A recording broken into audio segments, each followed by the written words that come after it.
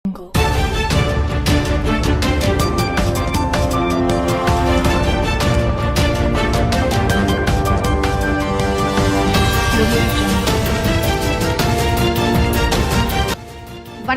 Kingdom network செய்திகள் வாசிப்பது M Priya.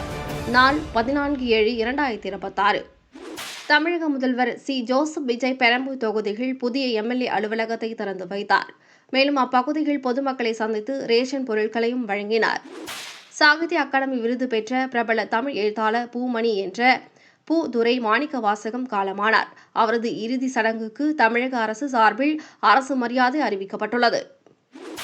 முன்னாள் பாஜக தலைவர் கே. அண்ணாமலை புதிய அரசியல் மேடையை உருவாக்கியுள்ளார். இது 2026 சட்டமன்ற தேர்தலை முன்னிட்டு திமுகவுக்கு மாற்றாக செயல்படும் என்றும் அறிவிக்கப்பட்டுள்ளது.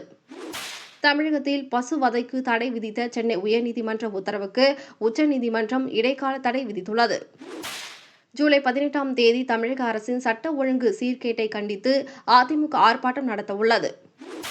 வியட்நாமில் சுற்றுலா படகு கவிழ்ந்து விபத்துக்குள்ளானதில் தமிழகத்தை சேர்ந்த 10 பேர் உட்பட 15 இந்தியர்கள் உயிரிழந்தனர். உயிரிழந்தவர்களின் உடல்கள் மும்பைக்கு கொண்டு வரப்பட்டு சொந்த ஊர்களுக்கு அனுப்பி வைக்கும் பணிகள் நடைபெற்று வருகின்றன. ஈரானுக்கு ஆதரவாக களம் இறங்கும் ரஷ்யா அதிநவீன கண்காணிப்பு விமானத்தை அனுப்பியது. வளைகுடா நாடுகளில் போர் பதற்றம் உச்சம் அடைந்து வருகிறது.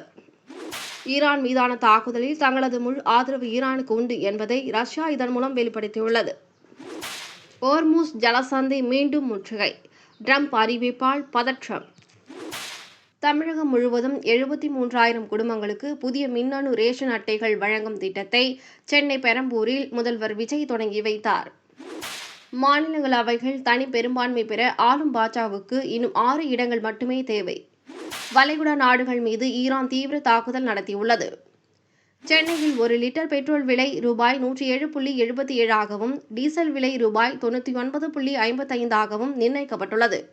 இத்துடன் செய்திகள் நிறைவடைந்தன. இதுபோன்ற செய்திகள் உடனுக்குடன் தெரிந்து கொள்ள kingdomnetwork.news என்ற இணையதளத்தை பார்வையிடவும்.